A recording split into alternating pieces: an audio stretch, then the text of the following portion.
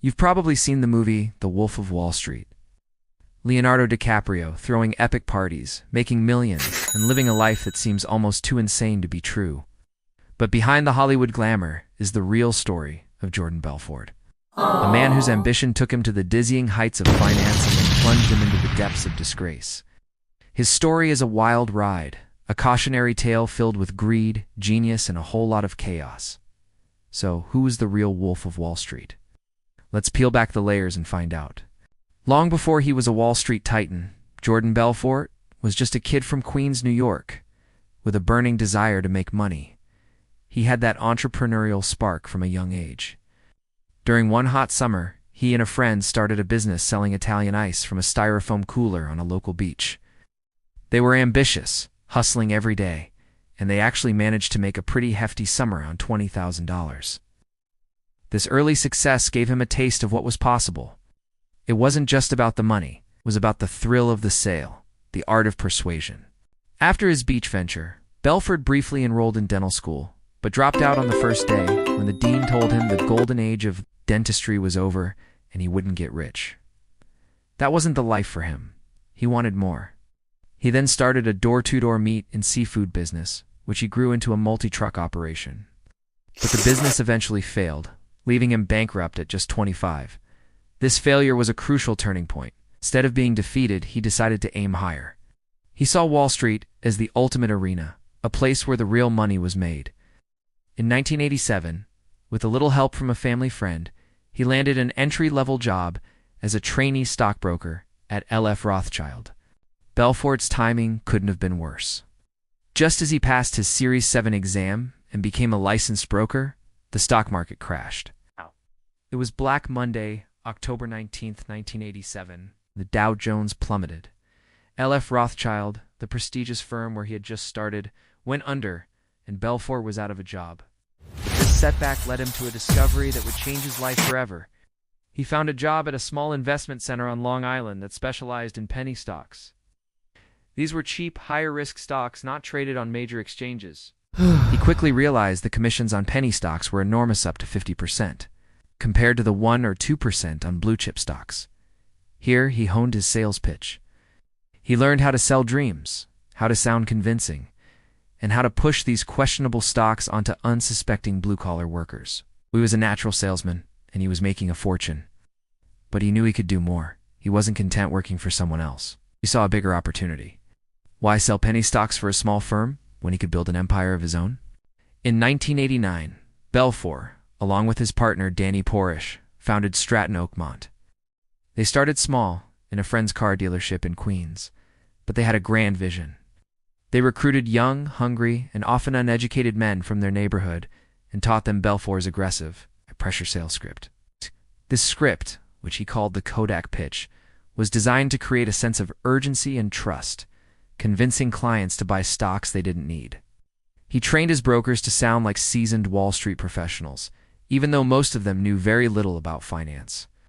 The firm quickly became known for its boiler room tactics, an army of brokers, cold calling potential investors and using any means necessary to close a deal. Stratton Oakmont's primary strategy was a classic pump-and-dump scheme. Here's how it worked. Belfort and his inner circle would secretly buy up large quantities of a cheap penny stock.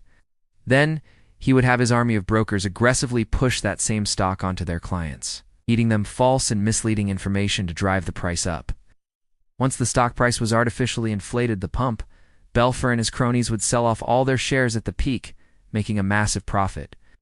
The stock price would then inevitably crash, leaving their clients with worthless shares. This was blatant fraud, and it made them incredibly rich, incredibly fast.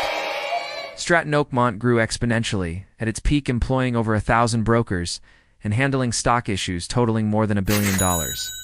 With the money pouring in, Belfort's lifestyle spiraled into one of legendary excess. It was a non-stop party fueled by drugs, extravagant toys, and a complete disregard for consequences. He bought a massive Long Island estate once owned by Coco Chanel, a fleet of luxury cars including a white Ferrari, and a 167-foot custom-built yacht named the Nadine, which he famously sank in a storm off the coast of Italy. The office culture at Stratton Oakmont was just as wild. Dwarf-tossing contests, marching bands on the trading floor, and excessive parties were regular occurrences. It was a fraternity house atmosphere designed to keep his brokers motivated and loyal. He was the king of his own insane kingdom, believing he was untouchable.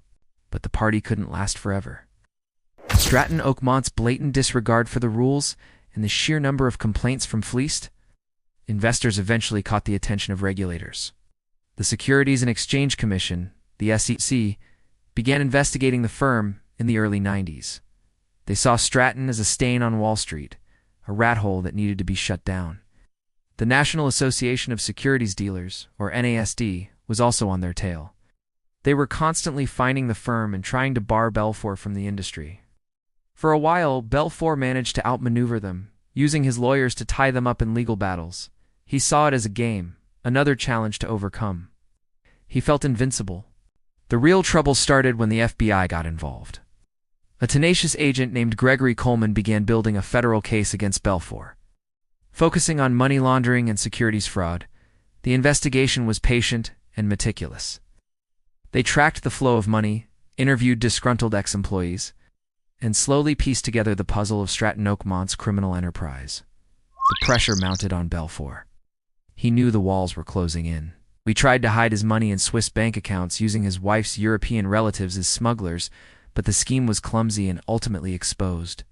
The FBI had him cornered. In 1999, Jordan Belfort was indicted for securities fraud and money laundering. Facing decades in prison, he made a deal. He agreed to cooperate with the FBI and testify against his former partners and colleagues. This decision made him a pariah among his old friends, but significantly reduced his sentence. He wore a wire, gathering evidence that would help prosecutors take down the entire Stratton Oakmont network. His cooperation was crucial in convicting many of his former associates. In 2003, he was sentenced to 4 years in prison and ordered to pay back $110 million in restitution to the 1,513 clients he had defrauded. He ended up serving 22 months in a minimum security federal prison.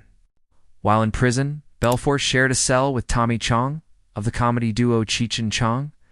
It was Chong who encouraged him to write down his unbelievable life story.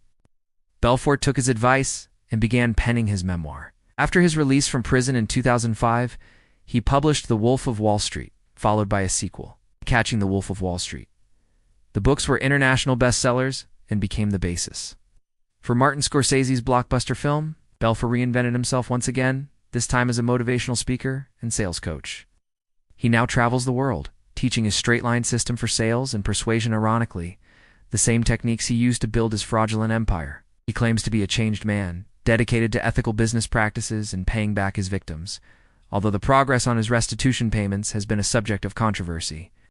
Jordan Belfort's story is a powerful lesson in ambition, greed, and redemption. He was a brilliant salesman who used his talents for deceit, building an empire on lies that ultimately came crashing down. His life serves as a stark reminder that a life of excess without a moral compass is unsustainable. Was he a financial genius or just a charismatic con man? Maybe he was a bit of both.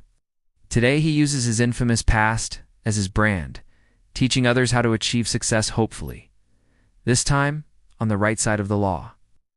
His story continues to fascinate us, a modern-day myth about the dizzying allure and destructive power of wealth. Thanks for watching, and if you enjoyed this story, don't forget to like and subscribe for more.